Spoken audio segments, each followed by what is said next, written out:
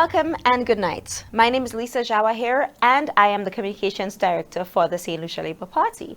This program, for the record, is brought to you by the SLP, and it's all about the policies and programs of this governing SLP administration. Of course, I'm sure you are as excited as I am because, we are going to talk about the Prime Minister's budget, the year of infrastructure, this year's appropriations bill for 2024-2025. Prime Minister Honorable Philip J. Pierre presented a budget like no other yesterday in the House of Parliament. I was there, I was listening attentively, and I'm pretty sure you were as well. St. Lucia, let's be honest with ourselves. We've never heard anything like this. Minimum wage? Come on.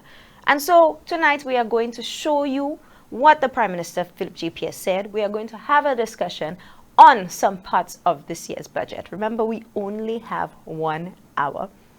Tonight we want to start with our first clip. And I'm really happy that the Prime Minister did start his budget that way. He gave an account of what his government, what his SLP government did in the year 2023, that budget cycle of 2023. So let's take a listen to some of the achievements of this SLP administration for the year 2023. Here are some of the highlights of our numerous achievements. 1. Unemployment was reduced to 14%. The lowest level in 16 years. Serious inroads in youth unemployment were achieved and remained committed to its reduction as the youth economy builds momentum. We provided over 11,700 new laptops to our students, putting us on track to provide every St. Lucian student in a secondary school with a laptop under our 1 laptop per child policy. We have reinvested heavily in TVET education certification to close the gap between skills and jobs available in the private sector. We introduced the highly anticipated Universal Health Care, UHC, which offers senior citizens free medical care at hospitals and wellness centers across the island, as well as prenatal and postnatal care to mothers. On August 2nd, 2023, we removed 12.5% value-added tax on medical equipment for 2 years to incentivize medical practitioners to procure medical equipment and to reduce the costs of medical examinations. We launched the 80+ healthcare campaign in July 2023, which gives access to a package of free medical services at community wellness centers to persons 80 years and over. These services include prescription drugs, annual hearing tests, and access to the services at the Cuban Eye Clinic. Since November 1st, 2022, we continue to make significant progress on the reconstruction of the St. Jude Hospital. We secured US $75 million from Saudi Arabian Development Fund to complete the hospital and the rehabilitation of the George Odlum Stadium. We launched the Micro, Small and Medium-Sized Enterprises Loan Grant Facility for $10 million to support the post-COVID pandemic recovery and growth of the MSME sector. In March 2023, we paid millions in outstanding back pay to public servants. We facilitated access to finance the operations of the Millennium Heights Medical Complex in the amount of $23.05 million. We paid $11.5 million in August last year to honor commitments made by the last administration to help City Cayman for medical consultancy fees. We injected $1 million into the reinstated distress fund to bring relief to fire victims with uninsured homes. July 2023, we removed the 12.5% value-added tax on selected building materials, which included plywood, lumber, cement, galvanized, and solar PV systems for a 2-year period to encourage home improvements. In October 2023, we secured funding of $26 million for the St. Lucia Fire Service to procure new ambulances and fire appliances and for the reconfiguration of fire service administration and training facilities. In August 2023, we paid an additional $600 to teachers for classroom material, which brought the allowance to $1,400 per year. We secured additional financing of $20.5 million to support the Youth Economy Agency, the YEA, which provides funding for an additional 3,000 young St. Lucians to assist them in turning their talents and skills and hobbies into viable business enterprises. In August 2023, we secured a landmark development with Global Port Holdings, GPH, to develop the cruise infrastructure of Port Castries and Port Soufrière. In May 2023, St. Lucia became the 5th member state of the Caribbean Community to accede to the appellant jurisdiction of the Caribbean Court of Justice, the CCJ, making access to justice for our children more accessible and affordable. We have commenced construction of the new custody suites to facilitate the police in crime fighting and the preservation of law and order in the country. We have commenced construction of EC 45 million Northern Divisional Police Headquarters in Grosse Ile and have almost completed major renovations on the Southern Divisional Headquarters in Vieux Fort. These facilities are expected to significantly improve the working environment of our police officers. Throughout the year, the police was supported with strategic investments in technical training, tactical equipment, special operational assets, motor vehicles, motorcycles, and bicycles. In addition, the capacity of the forensic lab was strengthened with cutting-edge firearm identification and analysis equipment. In November 2023, we made a one-time payment of $600 to approximately 3,000 government pensioners, amounting to $1.7 million, in addition to 500 payment in November 2022, amounting to $1.4 million. In December 2023, we began providing income support payments of $1,500 per person to 500 households in the informal sector workers who were adversely affected by the COVID-19 pandemic. This will continue into the new year with $5 million set aside for that program. The government paid over $20 million in tax refunds to taxpayers in 2023. In April 2023, we extended the 100% waiver on interest and penalties for individuals and businesses on all taxes, including VAT and withholding tax, provided that these taxes were settled in full by May 1st, 2024. We have removed withholding taxes of 10% on small contracts up to $10,000 to provide more disposable income for small contractors. After inheriting payables of $160 million due to local businesses, the government has settled 50% of these payables, effectively injecting $80 million into the local business sector.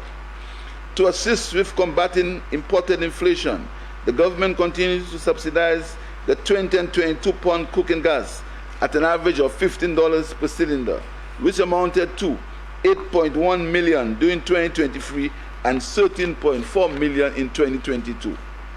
Throughout 2023, the government heavily subsidized the price of flour, sugar, and rice, amounting to $11.5 million in 2022. In 2022, the subsidy on flour alone was $8.9 million, of which $5.6 million went to bakers and $3.3 million went to the public. We removed the 6% service charge on price-controlled products. We removed VAT charges on sanitary products for women and placed those products under the price control list of items, which meant a further reduction in costs by the removal of the 6% service charge. We launched a $27 million project to assist farmers in building adaptive and adapting capabilities, harvesting rainwater, practicing soil conservation management, and developing green agro-processing facilities and parks. We commenced work on the Choiseul fishing port and the Dennery fish landing facility. We have also started work on other fish landing facilities and the construction of the Miku jetty and fish landing facility. Qualified fisherfolk with valid licenses who are affiliates of registered fisherfolk societies now receive a $2.50 per gallon fuel rebate, up from the previous $1.50. Construction work has started on the Library Markets and Square. Construction work has started on the Larisus Health and Wellness Center. These, Mr. Speaker, are just some of the many initiatives undertaken by this government that have brought meaningful change to the socio-economic landscape of our country and the lives of ordinary citizens who deserve a better St. Lucia.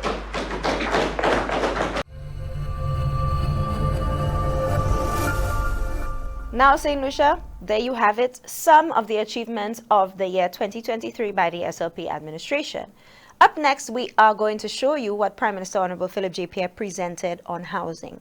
Now, Maslow's hierarchy of needs speak specifically to safety and security. Safety, of course, meaning shelter in this case. And for a lot of people in St. Lucia, if they do not have a roof over their head, they face a lot of challenging times.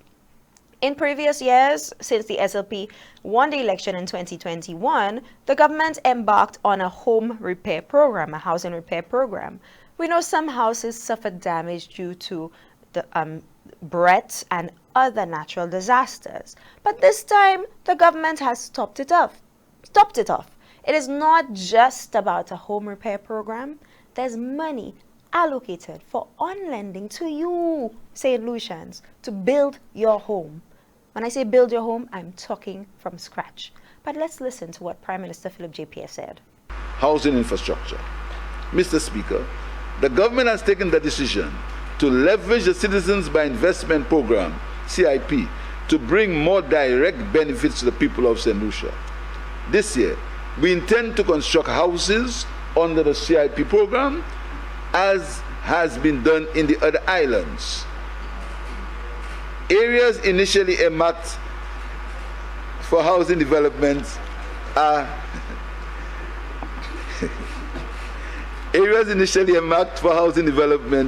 Rockall,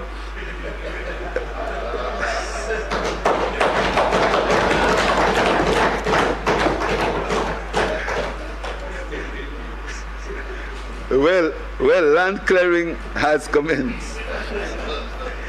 In Casabah, Grosile, the National Housing Corporation has received DC approval for the construction of multi-family complexes with 15 two-bedroom apartments with construction to commence this year.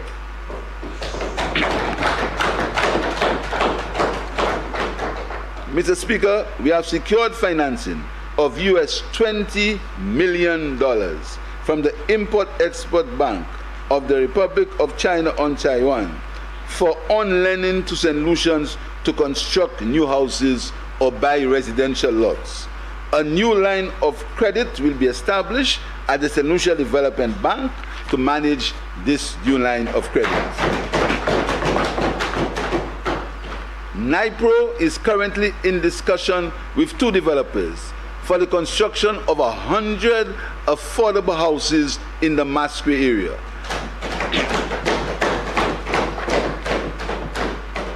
The project has been modified to include the availability and sale of middle-income housing lots. Preliminary road infrastructure work on this project will commence in the next quarter. Land rationalization. Mr. Speaker, under the next phase of the PROD project, we shall rationalize land and regularize tenure in unplanned developments and facilitate the sale of land at concessionary prices in these areas. Sale of land at concessionary prices in these areas. It is estimated that 430 lots will be sold in the newly rationalized areas, and those currently occupied will be transferred to the new beneficiaries at subsidized rates. The areas under this program are Cantonment and POM in Auger, and POM in Auger, Cantonment and Opican. Another rationalization project is intended for the displaced occupants of the Tiroche Miku lands to be transferred to Rishbar development. The required water, road, and electricity will be taken up by the government. On completion, the rationalization tenure for 12 households will be completed, while the remaining house lots will be sold to the public. Mr. Speaker, Invest St. Lucia is undertaking a land rationalization project to regularize occupied lands owned by the corporation. This project seeks to make the land available for purchase at subsidized rates. Some of the areas covered under this project are Dennery North, Dennery South, Viewfort North, and Viewfort South. Mr. Speaker, it has been said that one of the major social problems in Viewfort is land ownership. In the town of Viewfort, most residents do not own the land on which their houses are built. This year, the government and the parliamentary representative for Viewfort South will embark on discussions with the landowners to address this issue. Mr. Speaker, this year we will recommence work on the rationalization of lands at Bagatelle, which was stopped by the last administration. St. Lucia, this is incredible. It is mind-blowing, I'm telling you. 100 homes built in the community of Masque Ancillary through NIPRO. Government has offered financing for on-lending to you, St. Lucia, to build your home from scratch, not just to repair the roof, but to build your home from scratch. And if your mortgage is up to $400,000, government is waiving the stamp duty. There's land rationalization. I mean, I really got goosebumps when Prime Minister presented that budget yesterday. But like I said, this entire budget is about infrastructure, not just physical, but the digital infrastructure, the social infrastructure that will help you, the ordinary St. Lucian. So this next clip is part one of some of the ideas that Prime Minister Philip JPS said he will implement as part of his infrastructural plan. Let's take a listen. Infrastructure, roads. Mr. Speaker, when we announced 2024 as the year of infrastructure, we made it clear that it was not only about roads. However, roads are an important part of the infrastructure of a nation. Mr. Speaker, the road network in our country needs an upgrade.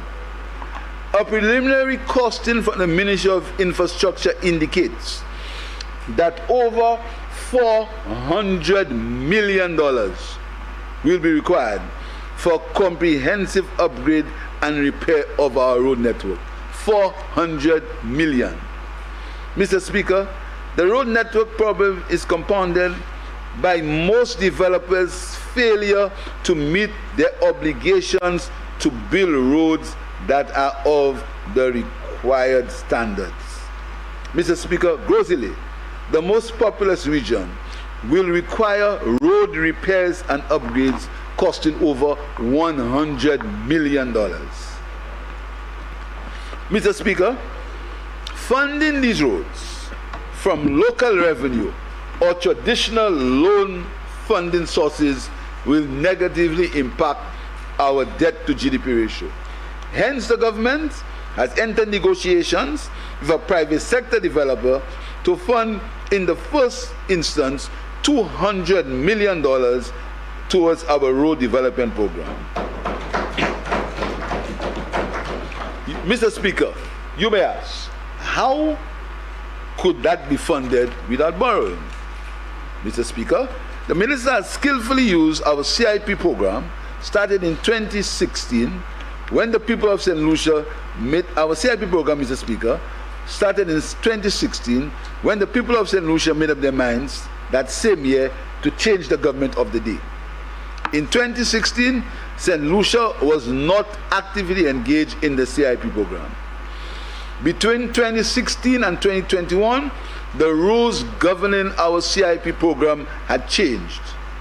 St. Lucia's only significant project under the real estate option was the Range Hotel. That hotel failed to materialize, costing taxpayers $12 million, and is now located in another island. Mr. Speaker, in December 2023, this government introduced an infrastructure option to complement the other funding options.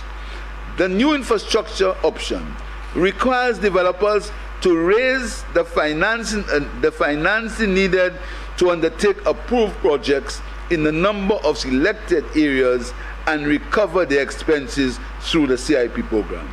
This means, Mr. Speaker, that improvement in the road network, community development projects, and housing can be implemented to improve the lives of our people without increasing the debt burden of the country. In the first instance, and Mr. Speaker, our members must note that in the first instance being this week or next week. In the first instance, Mr. Speaker, we intend to start work immediately on Bossejou, Vieux-Sikwe, Chaussée, Zabo to Bellevue Road, and Bagatelle. All roads constructed will be supervised and certified by the Ministry of Infrastructure. Other details, and Mr. Speaker, the Minister has a lot of details under this program, will be given by the Minister. Other funding. Mr. Speaker, during my presentation of the estimates, I indicated that because of the government's prudent cash management and the vibrant performance of the economy, the government paid $60 million to settle DFC obligations before the due date for settlement in 24-25.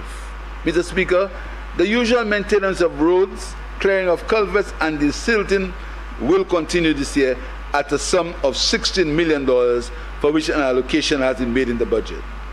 Mr. Speaker, plans for the reconstruction of the Grosley Highway, recklessly abandoned by the former government, will commence this year. We have allocated a sum of $8.5 million while we await final approval from the curating fund. Mr. Speaker, a sum of $3 million has been allocated to commence preliminary work on the short bridge. There are several new innovative ideas and options for the construction of the Cashews-Grosley Highway which are being explored. Millennium Highway. Mr. Speaker, I have expressed on many occasions my dissatisfaction with the progress on work of the Millennium Highway. This slow progress of work has become a source of national embarrassment, especially with the bridge built by JICA over a year ago and is yet to be commissioned. Mr. Speaker, it is with some guarded relief that work is progressing on the cul-de-sac roundabout and the Millennium Highway. Work on the second phase of this project, cul-de-sac to Ansari, has commenced, and we require the construction of 31 retaining walls along the route between the two locations. Phase 3 of the project, the construction of the Ansari Bridge, has commenced. Mr. Speaker, it is intended that the rehabilitation of the road works from Ansari to Soufrière will be part of the additional 2 phases. Mr. Speaker, let me inform honorable members that the contract for this road was negotiated, tendered, and awarded under the last government. However, I have been informed by officials of the Ministry of Economic Development, and I quote, that the project has exceeded its initial costing. Therefore, a financing gap of $27.12 million exists, end of quote. Meaning that at present prices, there is already a cost overrun of $27 million on this project.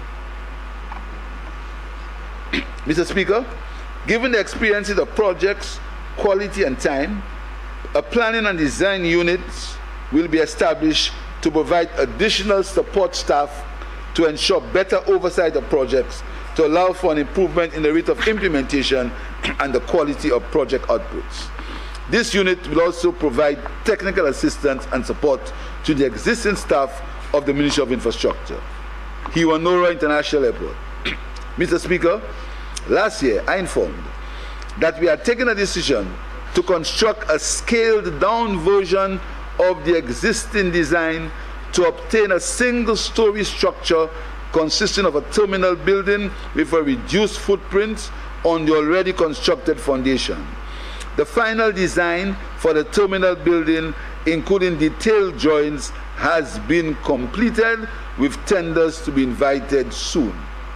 Mr. Speaker, construction of the air traffic tower is in progress, and work on the 7th of the 10th floor building is ongoing. Mr. Speaker, the last government approved the direct award to a contractor, which included an 8% fee for securing the finance without bill of quantities for the project. Mr. Speaker, moving forward, there is need to carefully examine these arrangements. Mr. Speaker, St. Lucians will no longer be exposed to the recklessness associated with the construction of arguably the largest infrastructure project without an agreed bill of quantities, which would have indicated the likely cost of the project. Mr. Speaker,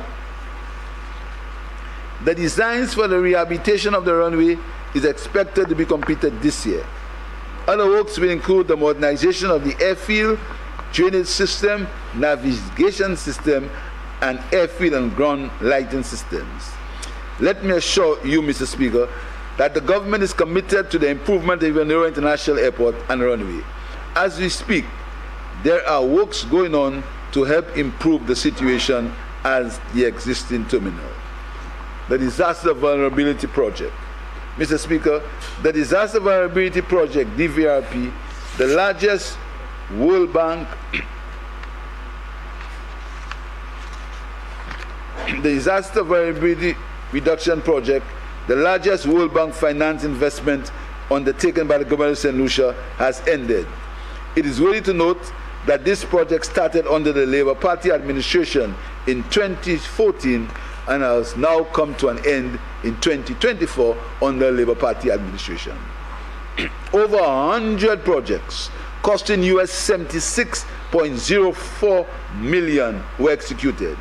Some of the major achievements, recent achievements of these projects were the PI Bridge, the PI and Roblo Community Center, slope stabilization works, strengthening of school facilities, health centers, application of flash flood guidance systems, reconstruction of the Blashan Community Center. The National Northern Cemetery Project.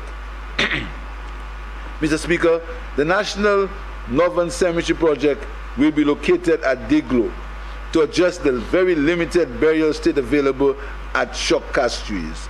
$1.5 million will be spent on this project this year. The St. Lucia Fire Service.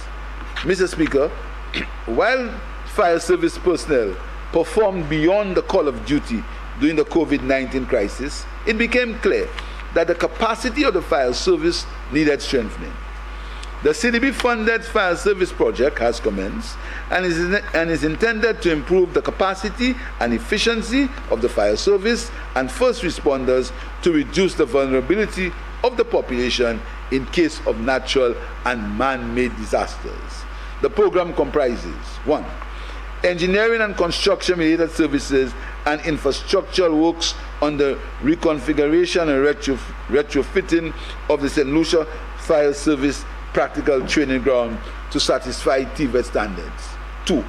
Purchase of appliances, 1 aerodrome truck, 5 domestic fire trucks, 4 quick response vehicles, 4 ambulances and equipment and tools for 9 fire stations, including 2 crash fire halls at George F.L. Airport and Iwanora Airport, and the purchase of information communication technology equipment and furniture for the St. Lucia Fire Service.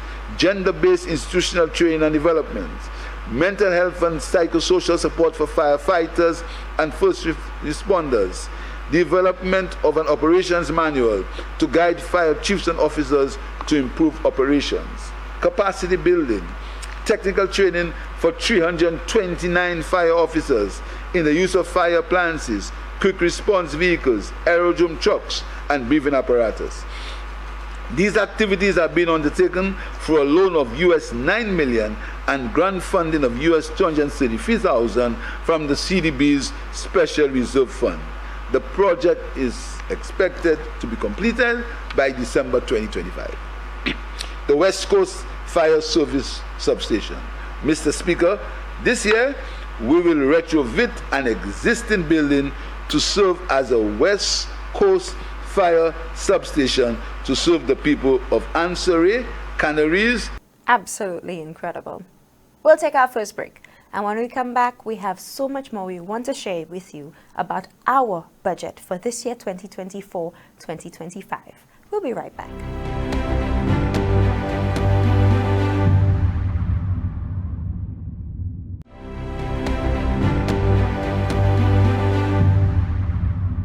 Thank you for watching For the Record. This program is brought to you by the St. Lucia Labour Party. Earlier, we started off the program talking about some of the initiatives in the budget and the SLP giving an account of what it has done so far, of course, for the previous budget. This next clip will tell you what we are still doing. There are things that we did, there are things we are going to do, and there are things that are happening right now. So our next clip will speak a bit more about ongoing investments in St. Lucia. We are witnessing an unprecedented surge in local and foreign investment interests. This surge in investments has been enabled by the transparency in government's negotiations with investors, and the government placing the interests of St. Lucia first. In this regard, I'm pleased to inform this Honorable House that during the financial year 24-25, the government will place before Parliament legislation aimed at attracting and facilitating mega investments through special incentives to businesses and sectors which are likely to have a significant impact on the local economy. Investment projects. Mr. Speaker, Invest St. Lucia, our premier investment promotion agency, has been working on several projects that will continue into 2025. These projects are expected to increase St. Lucia's high-quality room stock to meet the growing increase in stay-over arrivals. 1. The Courtyard Marriott at Point Seraphine is currently under construction. This hotel includes 140 rooms and suites, meeting rooms and facilities, swimming pool, a fitness center, food and beverage outlets, rooftop terraces. This hotel will be open by the end of 2025. Total investment, 113 million. At Canals Miku, construction of 2 luxury all-inclusive hotels has started and is ongoing. It is proposed that this development will provide 250 rooms and 380 residencies. Total investment, 1 billion. Cabot St. Lucia at Grosile. I'm pleased to report that after extensive discussions and renegotiations with the developer, this project is expected to provide mutual benefits. Considerable progress has been made in the development. The golf course is completed and operational. The residencies and clubhouse are slated for construction during 24-25 and beyond. Total investment, 405 million. The Casaba Beach Resort in Grosile, a 90-unit hotel to be managed by Hyatt. The first building will be completed by the end of 2024 and will be open to guests while work commences on the second building. Completion date for this hotel is scheduled in 2025. Total investment, 31.8 million. Sandals. The new rooms at Halcyon Beach are complete, and a new village concept at the Sandals Regency Latok, comprising 20 suites, is under construction and is expected to be completed in 2024. Total cost, 68 million. Secretary Sports and Spa St. Lucia. Work on the renovation, refurbishment, and revitalization of the former 334-room St. James Club is continuing. It's expected that this project will be completed in the last quarter of 2024 or early 2025. Total investment, 21.6 million to 216 million. Mr. Speaker, please note, the construction of all the above projects is ongoing. Construction is ongoing.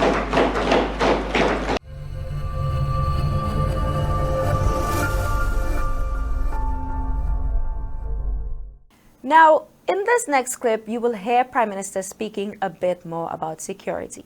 His plans for the police, his plans for keeping St. Lucian safe.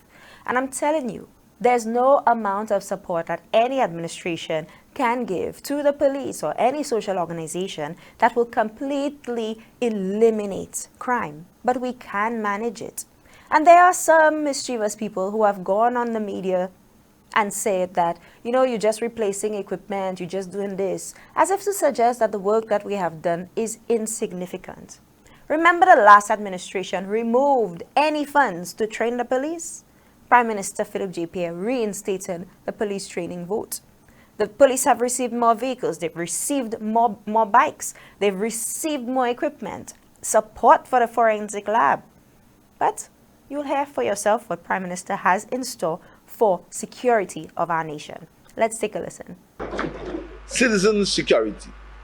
Mr. Speaker, the first responsibility of any government is the safety and protection of its citizens. All their rights and privileges depend on it.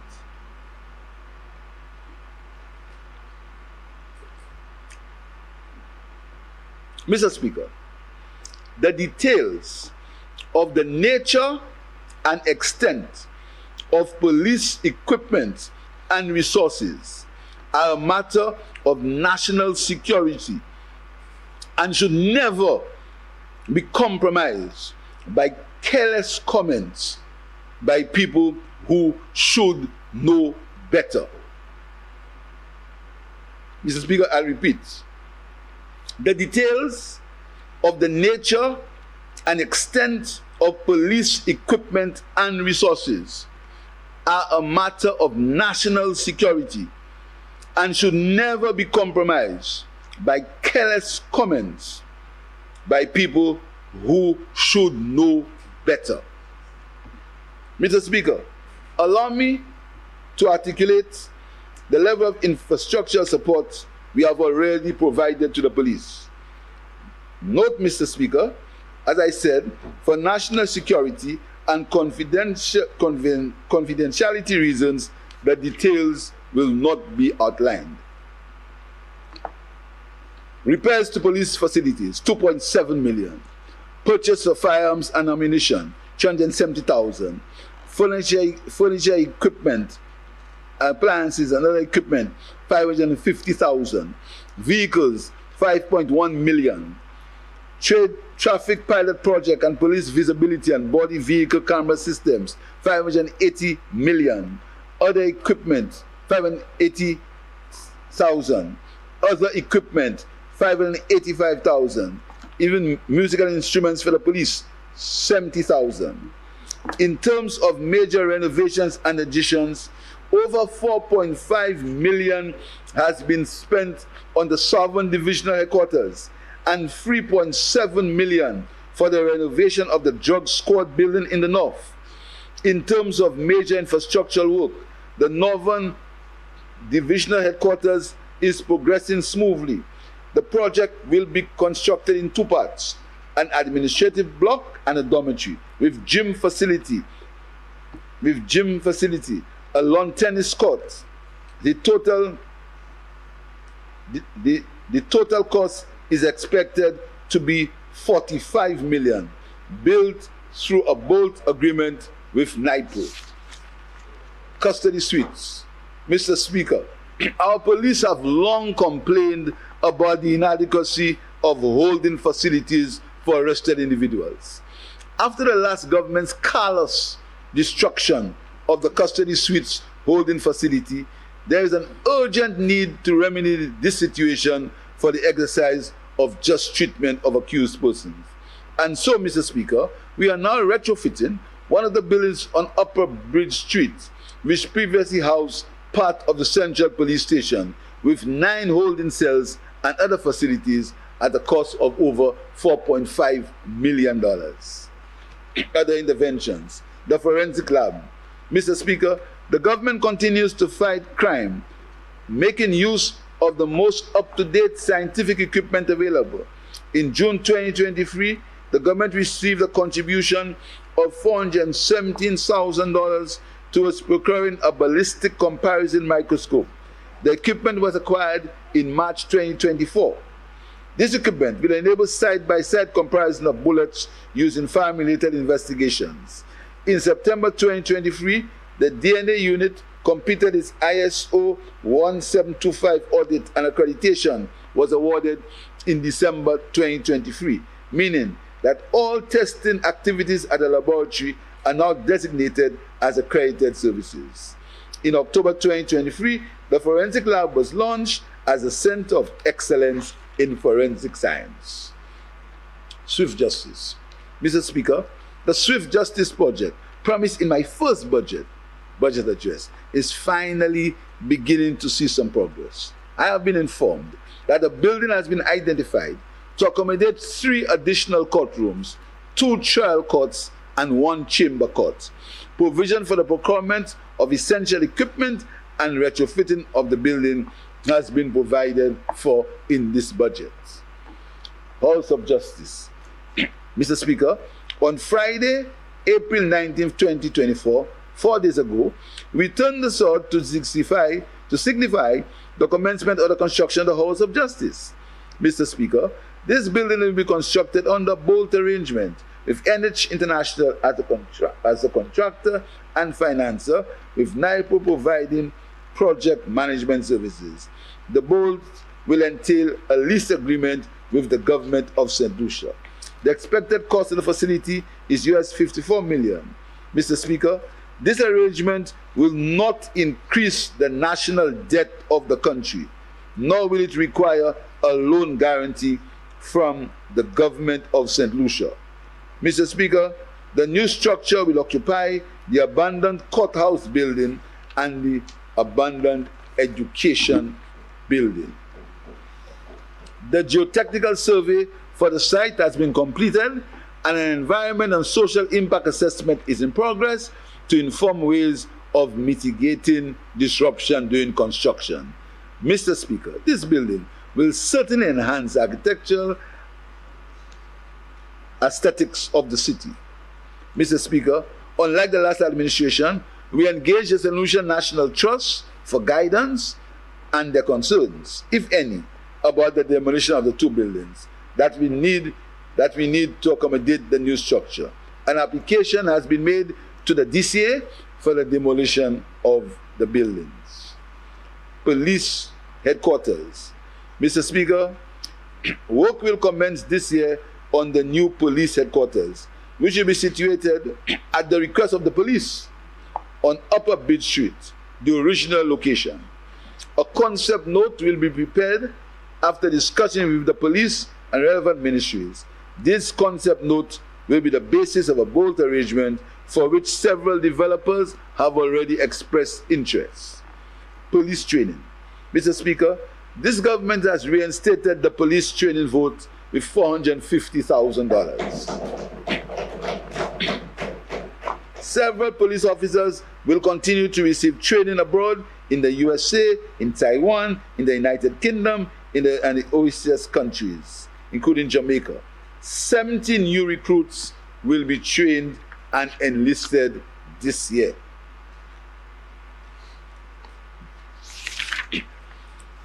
The St. Lucia Development Fund and government have partnered and with contributions with social groups and NGOs on crime suppression initiatives. We intend to intensify this initiative this year. The Alliance for Community Transformation Act. Mr. Speaker, the Alliance for Community Transformation Act was launched in January 2024. The Act initiative provides a practical framework for the holistic approach to crime risk reduction and prevention. This agency brings together support services, counseling, educational interventions, community outreach, crime prevention programs, law enforcement, and economic opportunities that are easily accessible to the youth at the community level. Mr. Speaker, we have strengthened our laws regarding gun violence and the illegal possession of guns. We urge law enforcement personnel to make maximum use of these existing laws, including the gang law, and to leave no stone unturned in ensuring the enforcement of the law. Mr. Speaker, it is our belief that there should be a societal approach to crime prevention. While we continue to provide resources to the police in their fight against crime, we will continue to work with civil society groups to deal with the root causes of crime. The Interagency Intelligence Committee, the IAIC, which formerly comprised representatives from the police, customs, and the FIA, is in the process of being formalized and restructured to include representatives from the prison, ports, and Inland Revenue Department in order to ensure a more effective and greater collaborative approach to fighting crime. Mr. Speaker, we will continue the improvement to the physical infrastructure of the Bodily Correctional Facility. And in addition, we seek to improve the general conditions of workers and prison facilities to allow for effective rehabilitation of inmates. My government is fully committed to ensuring that all citizens are able to enjoy a safe environment so that they can realize their full human potential. Mr. Speaker, while the first responsibility of the government is the safety of its citizens, it is not the exclusive responsibility. As a country, we have a collective responsibility to provide for the safety of each other. When the safety of our country is compromised on account of crime, we are negatively affected, and therefore a collective response is required. Those on the front line in the fight against crime must therefore have our fullest support and cooperation. Those who seek to do otherwise cannot be deemed to have the best interest of our country. This is why my government has been so heavily supportive of the work of the police. To assist with the effectiveness of a crime reduction strategy, I have appointed a minister with responsibility for crime prevention, with the objective of working with all parties, including political parties, to prepare a multifaceted and comprehensive national plan to address the growing citizen security challenges. Mr. Speaker, in addition to our local law enforcement, we have joined on the support and services of international partners like the USA, the UK, Taiwan. We also have joined on the resources and expertise of the regional security services, which has cost the government of St. Lucia over $700,000 between March 2023 and August 2023. Mr. Speaker, I have publicly stated that I'm ready to accept all advice, discussion, and information to help curb the surge of violence in St. Lucia. There are some in our society, for their own political reasons, who pretend that they have all the answers and simple consultations are a remedy for the crime issues in St. Lucia. The issues are complex, and the distinction must be made between enforcement and operations, which is the purview of the police, enforcement and security operations, which is the purview of the police, and other inventions which are the responsibility of civil society working with the police. Tactical and strategic criminal operations by the police cannot be a matter for public discussion. Once more, I call on the population to assist the police in the execution of their duties, and the police in turn to earn the population's trust. Now we all have something to look forward to. In this next clip, we'll learn of some upcoming investments, some already planned and some part of this budget. You must hear this one for yourself. I am truly excited about what this year's Year of Infrastructure budget is going to show the people of St. Lucia. So let's listen to some upcoming investments for you, the people of St. Lucia. There are more hotel projects that are being negotiated, with many sword turning ceremonies to be held by year end. These include the Grand Hyatt Hotel in Swabisha in Choiseul. It will finally begin with a new investor. Roadworks on a new bypass will begin next month, and the formal sword turning ceremony will be held by the end of May this year. Total investment 810 million. Alia Resort and Spa St. Lucia at Mont Piment. This project comprises several phases of development. The master plan proposes a mix of resorts, adults only and family, residential condos and villas, commercial, and availability of public spaces that cater to the needs of the community and surrounding areas. The other component is the Liveco Wellbeing Center, an international wellness company. The sword turning ceremony is proposed next month. Total investment 2.3 billion. Côte de Wèvre at Black Bay Laborie, an ultra luxury hotel with 80 keys, 40 villas and residences. Total investment 498 million. A resort development on the Redwy Beach.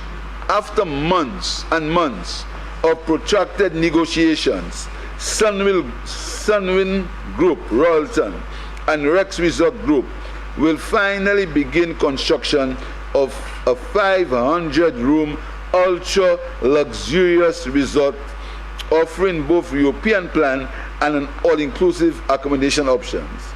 Mr. Speaker, this is a bittersweet moment, as 500 rooms will become unavailable on the market because the investor has informed that Starfish Hotel will be closed and demolition will commence.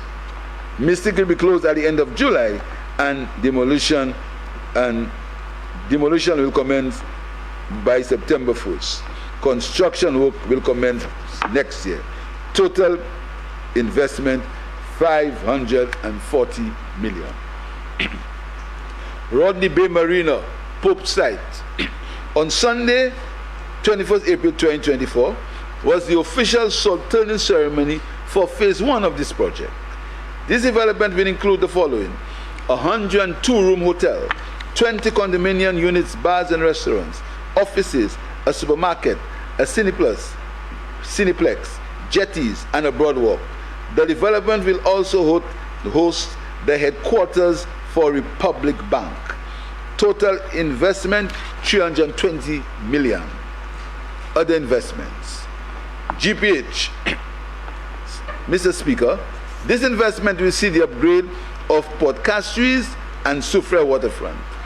This project will require dredging at Point Seraphine, the building of a boardwalk from Sanssouci to the Vendors Arcade, rebuilding and expanding the Vendors Arcade, building of finger pairs at the arcade, demolition of the old customs building and rebuilding of a new customs building, creation of parking lots, construction of a fisherman's village at Banan, and the total upgrade of the Soufrière waterfront.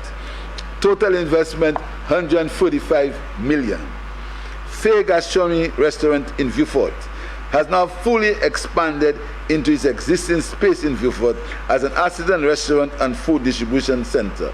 The owners have purchased adjoining lands to build more modern storage and warehousing facility to complement the expansion of their business. Construction is to commence this year. In the BPO sector, ITEL CX will expand its operations in St. Lucia with the occupation of an additional building in the free zone. Ascension International Limited, the island's first locally owned BPO KPO operation, has opened in Soufrière, offering back office support to a US-based corporation. Mr. Speaker, you will agree that opportunities abound for employment and wealth creation for the people of this country. In my presentation, I have only mentioned major investments. Other investments will be outlined by the minister in his presentation.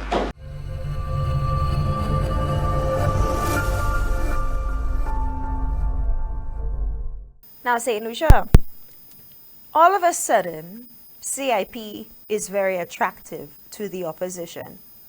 Recently, a very reputable organization called Henley and Partners put out a CIP index, a global CIP index.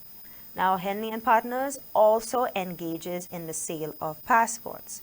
St. Lucia has now been ranked third best in the world, the third best CIP, third best citizenship investment program globally, alongside some other countries. And so the opposition is saying, but Henley and Partners, it's to their interest to put that out, as if to discredit the index. But that was the same UWP who brought Henley and Partners when they were in office. Remember, they were the ones to reduce the amount from $200,000 to $100,000? This same UWP is now aiming to discredit our CIP. But in this next clip, Prime Minister officially clears the air on that. He has said many times in his interviews with the media what has transpired with CIP and the memorandum of agreement with other countries. Why St. Lucia could not sign on at the time doesn't mean we're not going to sign on, but why we couldn't at the time.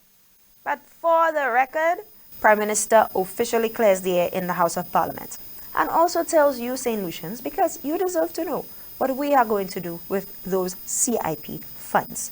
Let's take a listen. Mr. Speaker, you may have heard about the commotion surrounding the signing of a memorandum of agreement by Caribbean countries with the exclusion of St. Lucia. Mr. Speaker, let me state again, and let me state clearly, that St. Lucia fully supports the actions of the 4 countries which signed the MOA. Our commitment to regional cooperation and collaboration is genuine. We agreed with every provision of the MOA except for the immediate increase of the minimum investment level. Mr. Speaker, we have just signed contracts that will significantly enhance our infrastructure, including roads, housing, and community facilities. These contracts, which require developers to secure financing for execution in advance of recouping the expenditure, were based on arrangements that predated the signing of the MOA. We cannot, in good conscience, change these contractual arrangements in any fundamental matter. Mr. Speaker, the islands that have signed the agreement have been able to build roads, to build houses, to build community centers, and reduce their public debt from the CIP. And I'm pleased that they were able to do so. But we are the last to have adopted the program and have benefited the least. Mr. Speaker, my first priority is to the people of St. Lucia. And so I need to do what is best, what is in the best interest of the country and its people. Mr. Speaker, in the spirit of compromise, we had requested a grandfather clause to allow us to fulfill our existing obligations, as I earlier articulated, but this was refused. Mr. Speaker, St. Lucia still believes that the best approach to solving our regional challenges is through collaborative action, and we will continue to work in that spirit. Let me assure you, Mr. Speaker, that our CIP program is anchored by robust due diligence processes at every stage and complemented by robust due diligence processes by the financial institutions involved in facilitating the CIP. We will continue, Mr. Speaker, to strengthen processes when necessary and aim to be the first in the rankings of global citizen programs. Now, you know what they say, save the best for last. This one means a lot to me, and I'm pretty sure it means a lot to you. My dad as a security officer trying very hard to make ends meet. My mom as a seamstress trying very hard to make ends meet. And a lot of you have come from similar backgrounds, or even backgrounds where perhaps you did not have two parents, or your parents made way below what you believe is acceptable. I'm talking about a livable minimum wage. Prime Minister Honorable Philip J. Pierre has made history in terms of introducing this to you, the public. And he has announced that come Emancipation Day, August 1st, 2024, he will make that announcement to tell you exactly what the minimum wage will be. But in the House of Parliament, he did speak to it. I know you will hear a lot about it in the news tonight. I know you heard about it in the news last night. But this one, I know, will mean everything to you, the people. We're talking about a minimum livable wage. Let's take a listen. Minimum wage.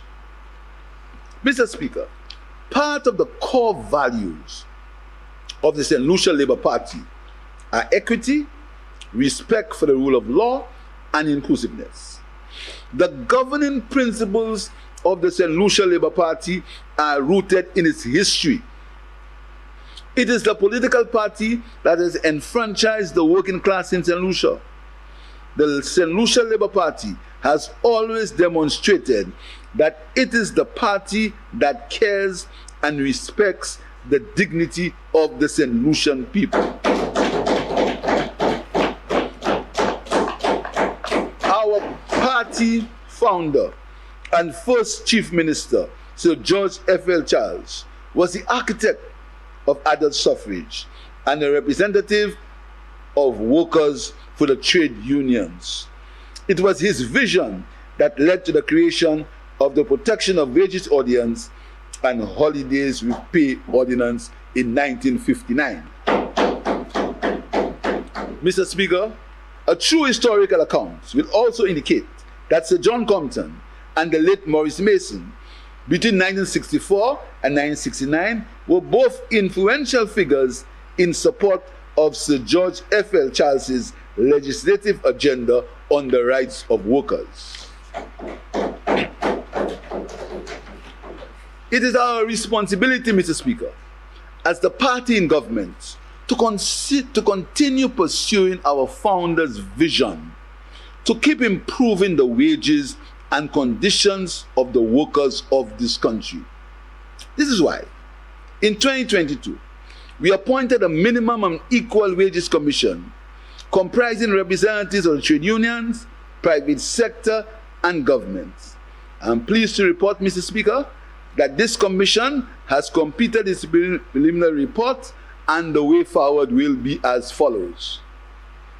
In compliance with the provision of the Labour Act, Cap 16.04, the Commission shall proceed to prepare the draft order containing a recommended minimum wage for publication in the Gazette and to present its recommendations to the representatives of employees and employers as prescribed by the Labour Act.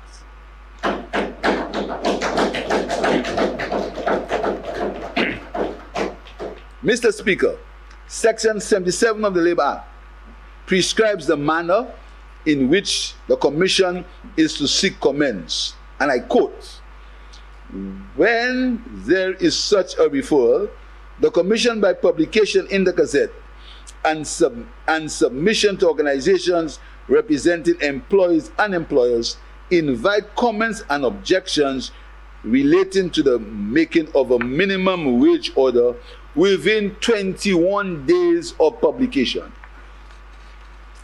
And on the issue of objections, Section 87 reads as follows: "Objections to the making of a minimum wage order shall be submitted to the minister, stating A, the grounds of objections, B, the nature of that person's objections in that manner, and C, such additions, modification, or amendments to the draft order that the person may think fit." Mr. Speaker, it is our hope and our desire to follow the rules that St. Lucian workers will have a new minimum livable wage by August 1st, 2024.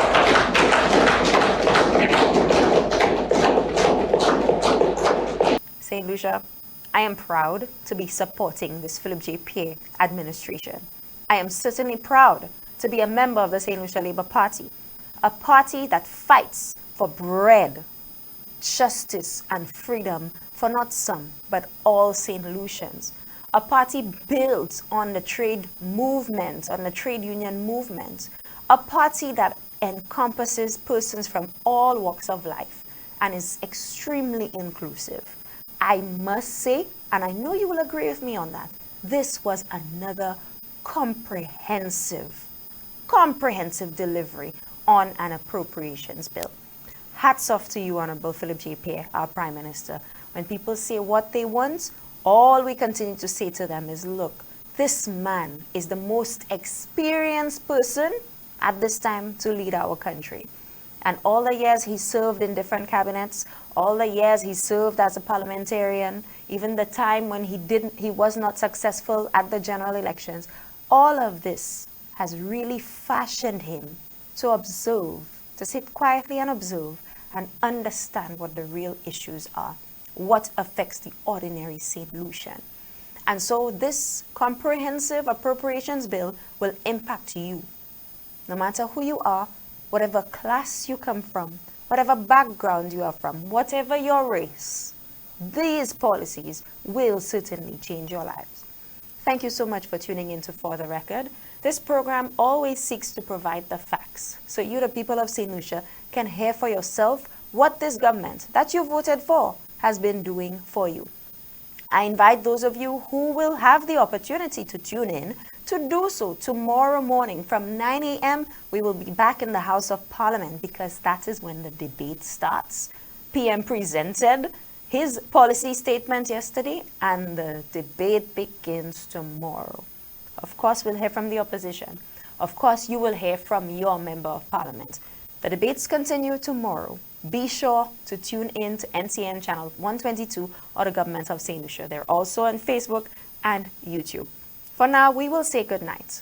Thank you for watching. Those of you who are abroad in the diaspora, thank you for your continued support and your fight for the cause of ensuring that we have equality. My name is Lucia Jawahir, Communications Director for the SLP. I'll see you next week, God spare. Good night.